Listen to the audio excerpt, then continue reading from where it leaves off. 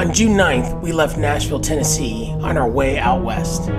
We spent just over a week in Heber City, which is just south of Salt Lake City. Just over a week later, on June 17th, we drove 4 hours south into Moab. This is where our journey begins. Much of the drive took us along the Colorado River, and even though we were going to end up alongside the river, we quickly started moving up the trail and heading higher and higher into these beautiful red cliffs. The beauty of this place is almost indescribable.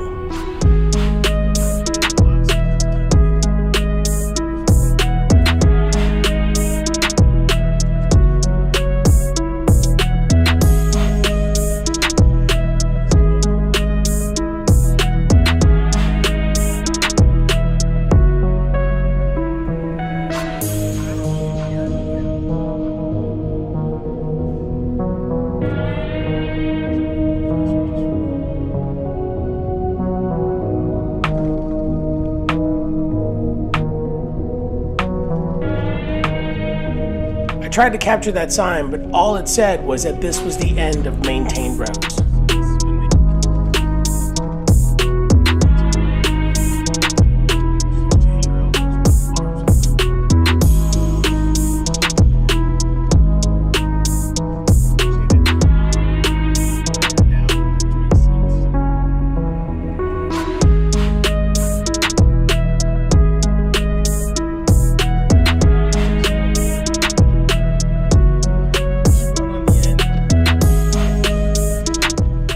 Some of these boulders were as big as my truck, and in some cases they were even as big as my house.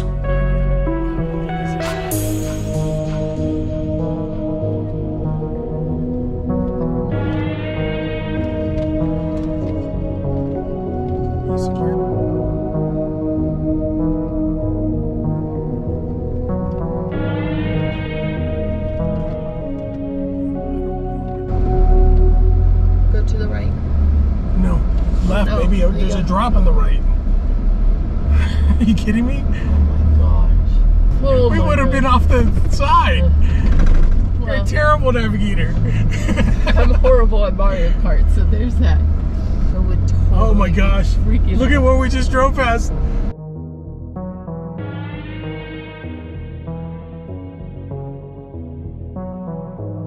When we reached the top of the trail, we decided to take a few minutes and just enjoy this beautiful scenery. The sky was absolutely gorgeous. We could see all the way down into the valley, we could see the river, and we could even see where we would be camping for the night. We also took a few minutes to admire the power wagon up against the background of this beautiful landscape. The truck really wasn't tested very much on this day. I will say that the cameras really saved my bacon. You'll see what I mean here in a few minutes. The wind was howling, but nothing like it would be later in the evening. This is where our camp will be, and it's time to start heading down.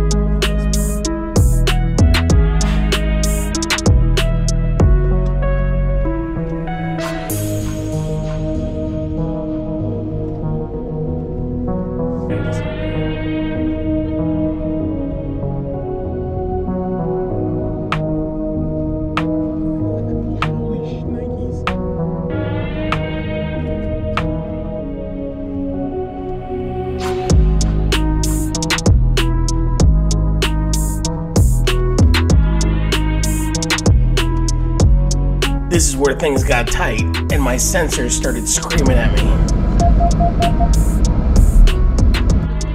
Rock wall on the left, straight drop on the right. This is where the cameras saved my bacon.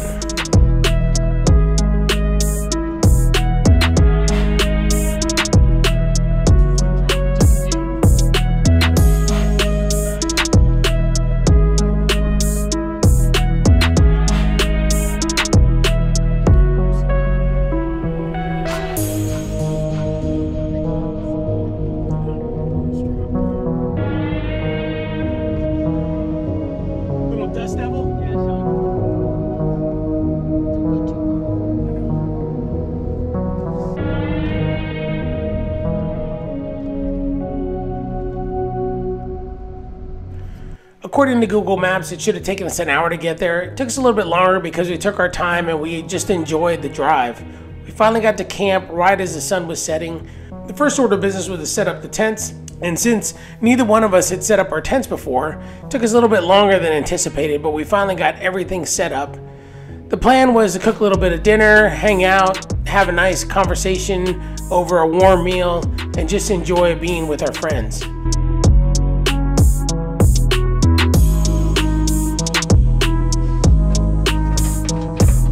We set up the kitchen, and the meal of choice for the evening was a little bit of grilled chicken, a little bit of spinach in an Alfredo sauce with some penne pasta.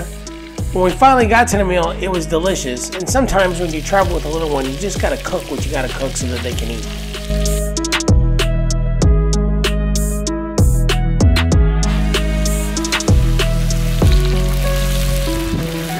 The pan is clean.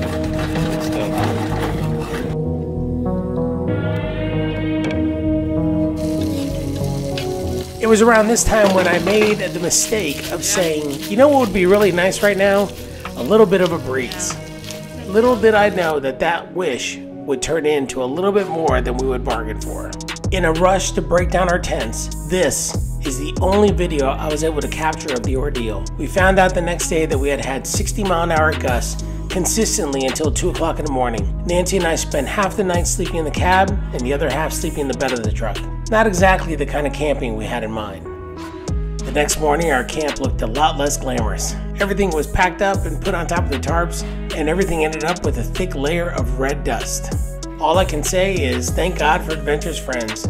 We hung out and talked about the adventures of the night before. We made a couple of pour-overs, enjoyed a really good cup of coffee, and made a plan for the rest of the day. Stick around for the next video when we continue our travels along the Colorado River. Let's see where the trail takes us. Thanks for joining us, and we'll see you on the next one.